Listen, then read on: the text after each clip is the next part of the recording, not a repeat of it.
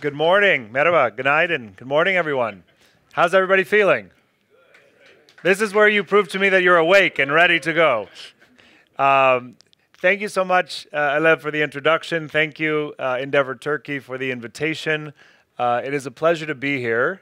My name's Alan Taylor. I'm also part of the Endeavor team. I work at Endeavor. I run our office in Silicon Valley, and I run our venture capital fund that's called Endeavor Catalyst, which is a $500 million fund investing in emerging markets all around the world, like Turkey. And so, although I live in California, I'm here today to talk about the world beyond Silicon Valley in terms of technology, entrepreneurship, scale-up companies, and venture capital investing. So I've been working on venture capital ecosystems and building entrepreneur ecosystems in emerging markets for the last 17 years. So I am American, obviously, but I'm very excited to be here. I have spent almost 1 year of my life out of the last 17 years here in Istanbul and here in Turkey, because this is a very important market for us. I've also spent about 1 year of my life in Brazil, about 1 year of my life in Indonesia, in Mexico, in markets like Egypt and South Africa and Nigeria. And I'm a fundamental believer that talent is globally distributed, that there are amazing people and amazing entrepreneurs everywhere. And at Endeavor, it's part of our job to find the very best of those entrepreneurs and help them build big, world-class companies. In addition to my role as managing partner of the Endeavor Catalyst Fund at Endeavor, I sit on the board of a global organization also headquartered in Silicon Valley called the Kauffman Fellows, where we're focused on building the next generation of venture capitalists. And I'm a partner at an early stage venture fund focused on pre-seed and seed stage investing called Alter. So that's a little bit about me and why I'm here. But I'm going to talk a little bit first about Endeavor and the work that we do to put into context why I care so much about this topic of building billion-dollar, $10 billion, multi-billion-dollar businesses outside of Silicon Valley. I guess by show of hands, if you're at this conference, you probably know something about Endeavor, but raise your hand if you've heard of Endeavor before. Okay, that's a good start. For anybody who didn't raise their hand, we are the leading global community of, by, and for high-impact entrepreneurs. Now, we made that word up, high-impact entrepreneur, but what it means for us is an entrepreneur with the biggest dreams, with the boldest ambition, and with the ability to build a really big company from anywhere in the world. You know, we exist, why we do this is we exist to inspire the world's fastest growing entrepreneurs to dream bigger, to scale faster, and ultimately to pay it forward. We believe by supporting individual entrepreneurs, building incredible success stories is ultimately how we create jobs, we create wealth, and we create the future of an ecosystem in countries like Turkey. So, as many of you know, entrepreneurs in emerging and underserved markets face multiple barriers to success. It's harder to build a business in Sao Paulo or Istanbul or Mexico City than it is in Silicon Valley or New York or London. Typically, the cost of failure is very high. There aren't that many role models or success stories. There's a lack of networks in terms of mentors or people who've done it before. There's sometimes a lack of trust. In many markets, there's even a lack of access to smart capital. These are a lot of the challenges that we understood when we started Endeavor 25 years ago. And our idea, or our theory of change was, hey, why don't we break down these barriers to help local entrepreneurs and local talent? And the best way we think you can do that is actually by having the top founders actively help and enable the next generation. So, you know, when you can't smash through the wall, you can get help from your fellow entrepreneur over the wall. What we've seen, and what I'll show you guys a little bit of our results of what's happened over 25 years, is that building this entrepreneurial community, this network of trust, where you have this really of, by, and for entrepreneur mentality, is you can overcome a lot of these systemic, sort of systematic barriers that entrepreneurs face. So we do this work globally with Endeavor. Today we have offices in 42 markets. In addition to Alev, who you just saw on stage, I have team members now in 63 cities around the world. We have a headquarter in New York City. I run the office in Silicon Valley, but you can see we have teams all across Latin America, Southeast Asia, the Middle East, parts of Africa, and of course here in parts of emerging Europe, and even in the United States. Endeavor's been doing this work for 26 years. We're in 42 countries, and as I mentioned, we have almost 600 employees. We have also sat with and spent time with and screened more than 100,000 companies over these 20 years. 1,400 of those companies have actually been selected to Endeavor. So that means it's really kind of the top 1% of the businesses in a market have grown up to become an Endeavor entrepreneur.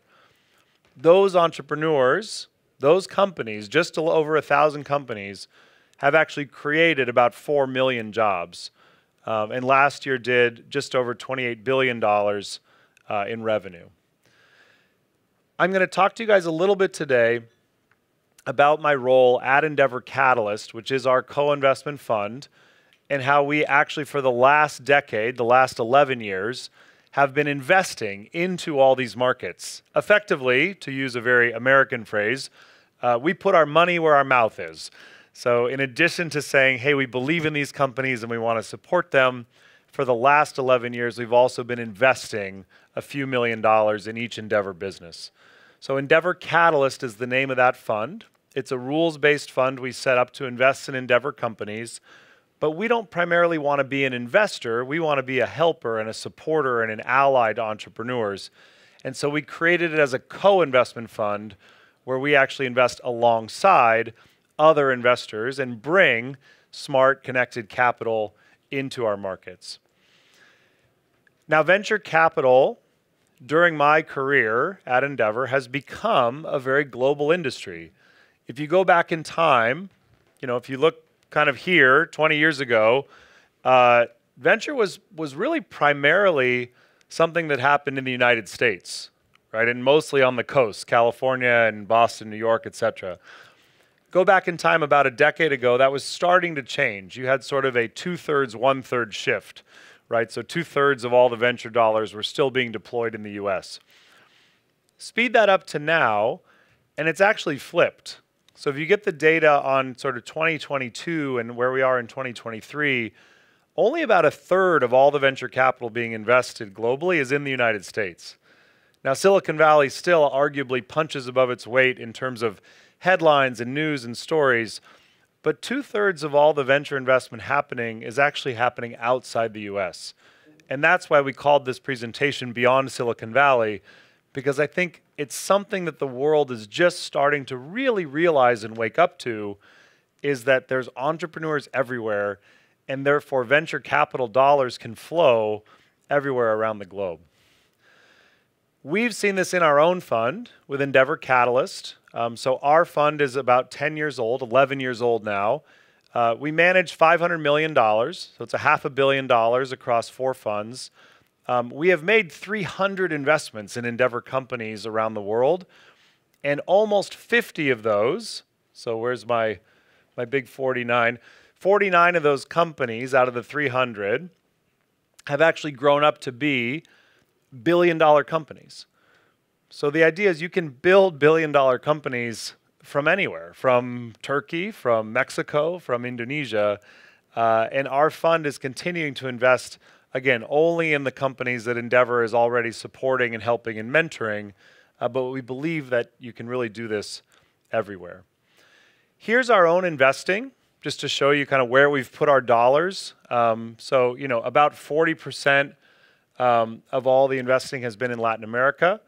Another 20% has been across the Middle East, including Turkey and Pakistan. We have 14 investments here in Turkey, I'll show you more on that in just a second. But it's been a very active, vibrant market for us for a long time. And of course, we invest in Asia, in Africa, in Europe, and a little bit in the US. Although our focus in the US is on underserved markets. So think of these as the emerging markets of the United States, right? We do this in Detroit, in Atlanta, in Northwest Arkansas, not in Silicon Valley or New York or Boston, where we feel there is actually plenty of capital and plenty of opportunities and plenty of resources for entrepreneurs in those places. As I mentioned, out of those 300 companies we've backed, essentially 1 out of 6 has grown up to be a billion-dollar business. That includes Peak Games, which we've obviously now exited. It includes Insider, also born here in Istanbul, now a global company. It includes a number of businesses in Latin America, several of which now are actually US-listed companies, but that came out of places like Mexico, Colombia, Brazil. Over the last 10 years, these are our most active markets. So if you read stories about how you can only raise venture capital if you live in Silicon Valley, or maybe if you live in London or Singapore, well, we've deployed several $100 million into these places, right? We've made 46 investments in Brazil. We've made 23 investments in Indonesia. As I mentioned, we've made 14 investments here in Turkey. In fact, out of all the countries Endeavor works in, more than 40 different markets today, Turkey is our number 7 market globally in the world. In fact, you guys can clap for that if you want. I mean, it's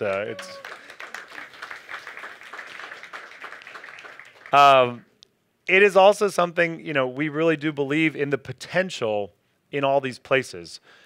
One thing to talk about, I know there are many entrepreneurs in the room or aspiring entrepreneurs. We believe you can build big businesses in lots of different sectors. So Endeavor is sector agnostic. This is where we've ended up investing our capital over the last decade. But honestly, we're just seeking to invest in the best entrepreneurs building the fastest growing companies. And so 25% of that has been fintech, 22% has been retail and consumer, 20% has been enterprise.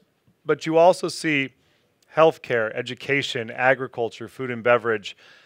Everything in here has a tech or tech-enabled component, right? This is very much about investing in innovative new technology companies that are either enabling or disrupting something within the economy, but it can be across all parts of the economy. In fact, in some ways, you can think of the work we're doing with our venture fund as holding up a mirror to the market and sort of showing, well, where are the fastest growing, highest potential businesses being built?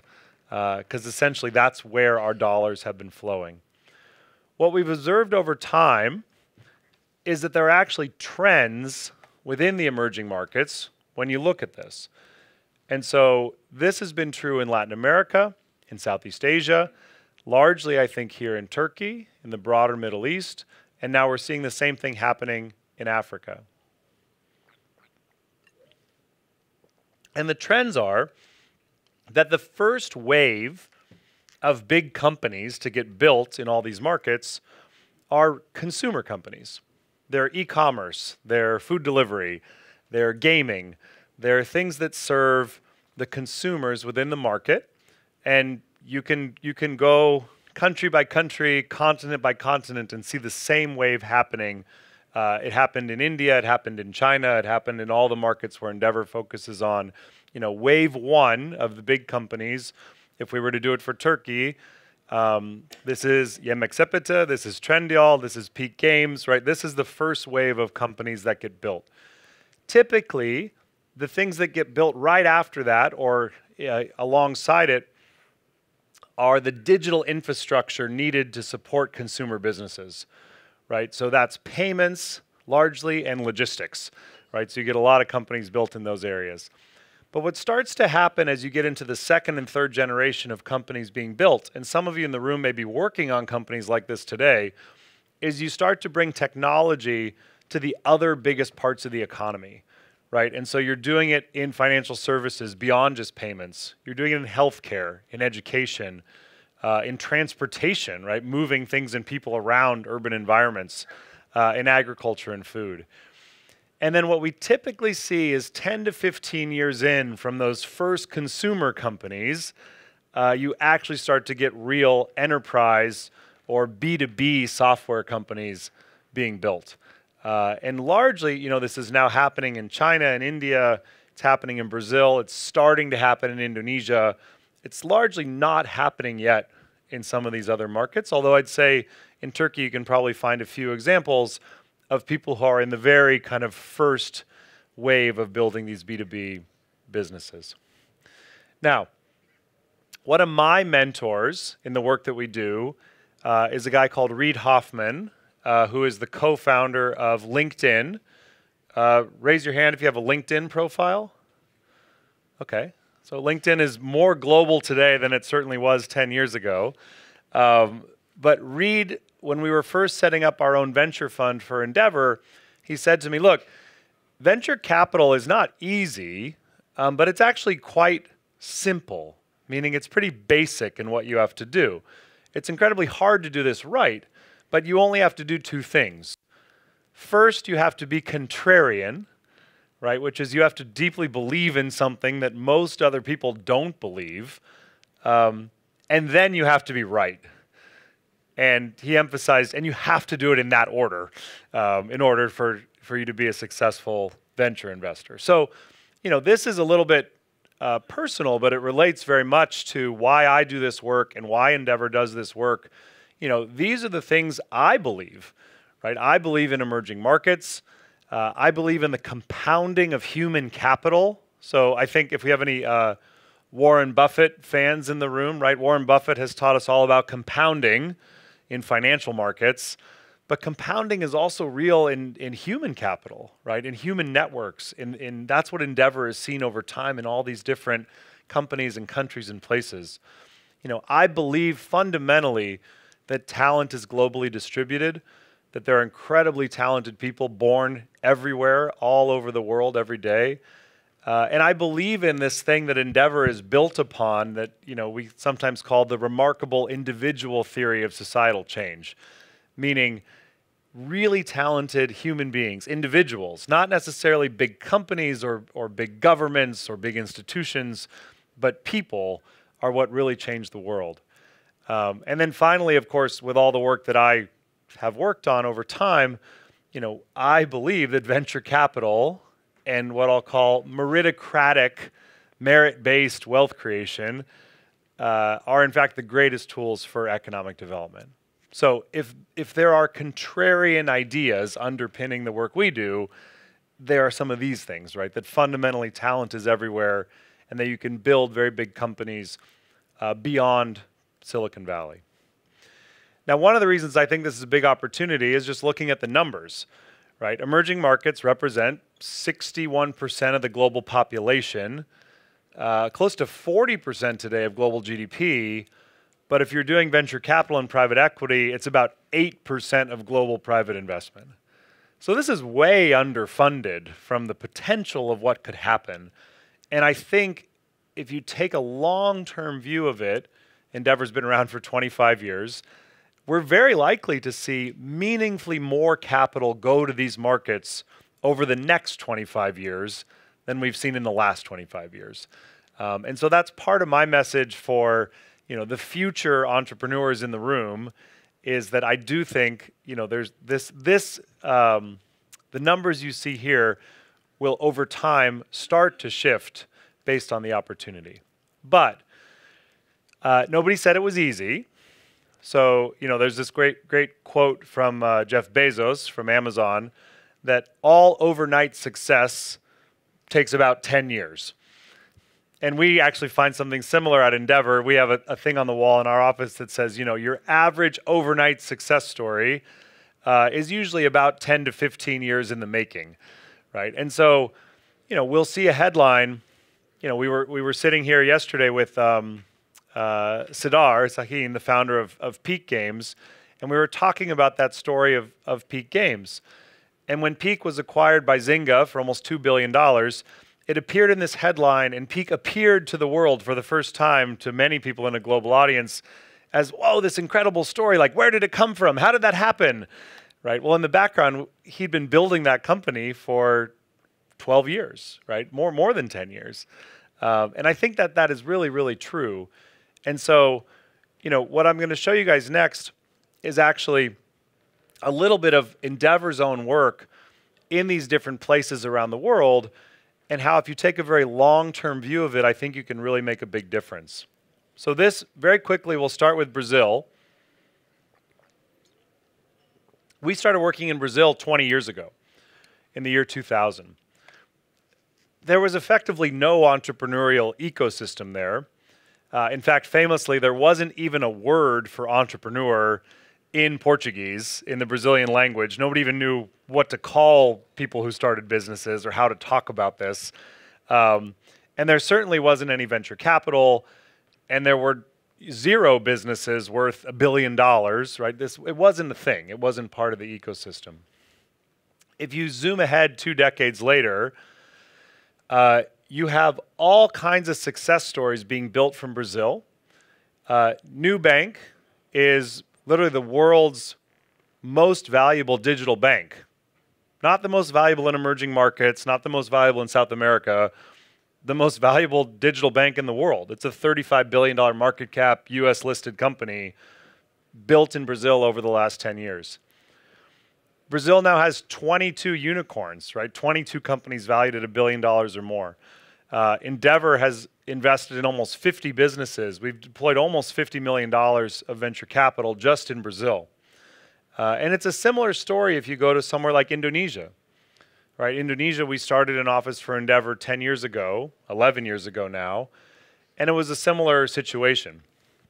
But in just 1 decade, now you have companies like Grab and Gojek and Tokopedia and Bukalapak and Mapan, and you have 14 different unicorns from Indonesia. We've made 20 investments in that market, and we think you can make a really big difference if you take a 10-year view of how to work on these things. So here in Turkey, where we've been working since 2007, we launched back in 2007. We made our first investments as a venture fund in 2012. That was in Peak Games, in Airties, and in Yemek Sepeti. But along the decade that we've been here as an investor, excuse my language, but a lot of other shit has happened. That's in red on my slide here, right? I don't have to remind you guys. You've lived through many of these things. But it's been challenging, right? It's been challenging from a political perspective, from a currency perspective, from a stability perspective. Basically global financial markets hate instability, right? What they want is things that are predictable and stable and certain. But if you're an entrepreneur, and I would argue if you're a venture capitalist, uncertainty can be your friend. In fact, getting comfort with the chaos, comfort with the constant challenge, comfort with the instability and the unpredictability can actually be a major competitive advantage. Because in this same 10, 15-year window in Turkey, we have seen stories like Yemek Sepeti and Insider and Peak Games and Getir and Trendyol. We've made 14 investments here. We've seen a venture ecosystem start to develop here with Revo, 212, 500 startups, funds that didn't exist a decade ago. And perhaps, most importantly and most remarkably, in a way, we've made incredible investments here from a venture capital perspective. So, if you look at the first 6 companies that we backed between 2012 and 2018, Peak Games, Airties, Yemek Sepeti, EasyCo, and Foriba, 5 out of 6 have now been acquired. We've made 11 times our money investing in Turkey, 11x. So you can do this. We've done it. It is absolutely possible. I'm here because I want to do it again in the next decade, right? I think it's a really real thing that, beyond the headlines, beyond the struggles, beyond the political crap, beyond whatever, you can build things here as entrepreneurs. You can invest in things here as venture capitalists, and you really can make a difference in building the future. And we believe that's true beyond Silicon Valley in markets all over the world. So, I like this quote a lot from Bill Gates that talks about how, most people overestimate what they can do in 1 year, but underestimate what they can do in 1 decade, right? What they can do in 10 years. It's actually really true. If you stop and think about it for a minute, most of us have crazy goals and ambitions of what we want to do this month, next month, this year, this quarter. But you don't very often think about, well, what am I going to get done in the next 10 years, right? And if you kind of can stretch out your horizon and think about that, you can make a really big difference in 10 years. That's that compounding of human capital thing that I think we really believe in. So I'll wrap up my remarks here this morning actually with a little bit of a story. And this has nothing to do with Turkey, but I think you'll appreciate it. Does anybody know who this is a picture of? So this is Roger Bannister. He's the first guy to ever run a mile in 4 minutes. Anybody in the room ever run a mile in 4 minutes? It's pretty hard to do. But the reason I show the picture of him is that before he did this, so he did this in 1954. He ran a mile in 3 minutes and 59 seconds. And he was the first human being to ever do that. But the reason it matters to entrepreneurs, the reason it matters to Endeavor, the reason it matters to you guys, I would argue, is that before he did this, everybody said it was impossible. The whole world said, can't be done. Human being cannot run a mile under 4 minutes, will never be done, impossible. And it turns out that after Roger Bannister did it, his world record only lasted for 46 days. And then somebody else did it. And that record actually only lasted about a month. And then a third person did it. And now, if you look at the history, close to 2,000 human beings, individuals, have run a 4-minute mile. Now, that's not very many. It's still pretty dang hard to do. But it's not impossible. And I think that's really what Endeavor is trying to do for entrepreneurship in emerging market ecosystems, is to have that Roger Bannister moment where we show that it is possible to do this from places all over the world. In fact, for everybody who thinks that, building a billion-dollar business can only be done in Silicon Valley, by a white guy who went to Stanford, that's just not true, right? Like, these are all the founders of billion-dollar companies. You'll probably recognize Hande from Insider, right? But these are all Endeavor entrepreneurs and founders from around the world that have now built and scaled billion-dollar businesses in Nigeria, in South Africa, in Australia, right? All over the world. And so, I think when we think about this message of what is possible beyond Silicon Valley, I think truly today anything is possible. So thank you very much for the time and for giving me a few minutes. What's that? Okay, you tell me. 2-3 minutes. All right. Anybody have any questions you want to ask about?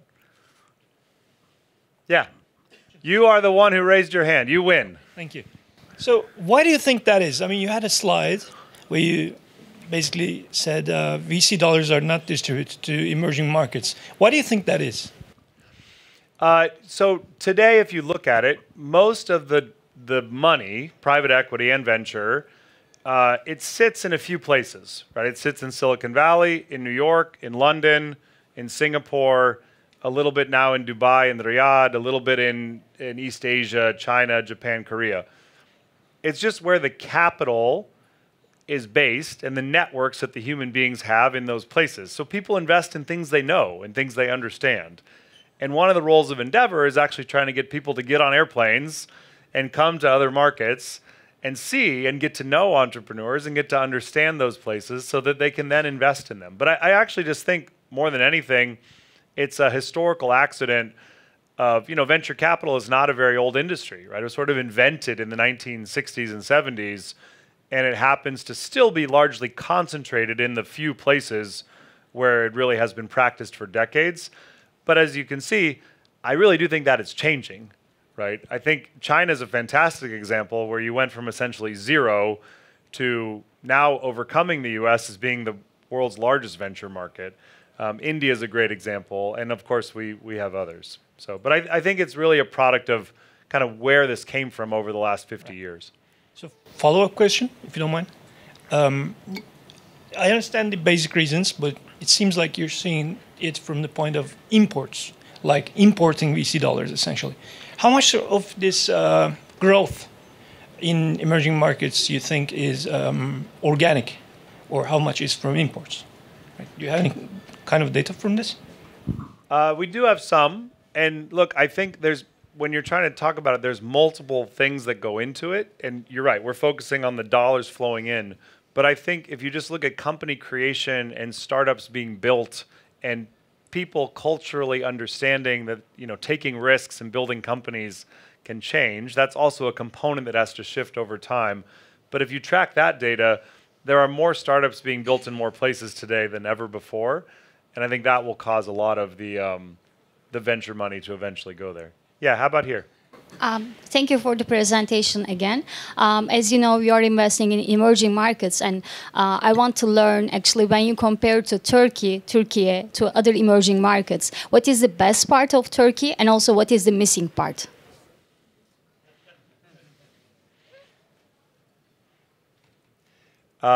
The best part is the people, the food, and the view right out the window. No, actually, a serious answer. The best part where Turkey is particularly strong, founders, right? I really do think the strength, the skills, the tenacity, the perseverance, the attitude, the work ethic of some of the founders we've been lucky enough to partner with here, world class, right? Like, not unparalleled by anybody anywhere in the world, right? And I think that's a very, very real strength. And missing parts, maybe room for development? Yeah, look, I still think we could use more venture capital here, right? I think it's an underfunded ecosystem. Over time, we will also have to figure out how to create more liquidity and more exit opportunities for investors, right? So my dream is to build a really robust, you know, stock market here where people could list companies, where you could list more companies in the US coming from here, and where there was more M&A. Oh, I like that theory. Thank you. How about one more in the back there? Yeah. We're working on it, by the way. We're trying to help build stock markets in Brazil and in Indonesia. And, you know, sorry, the stock markets already exist, but we're trying to make them places where you could actually list a high-growth startup company. Yeah. It looks like you had a survival rate of 95%. Yes. I think that's quite high. Dramatically high, yes. Is it because you're a late investor in a lot of these companies? The main two reasons are the stage we're playing at, right? So we're investing in Series A, B, and C. So it's not angel investing or seed stage. But even at Series A or B, you would expect a failure rate of closer to 20, 30, 40%, right? And ours is 5%.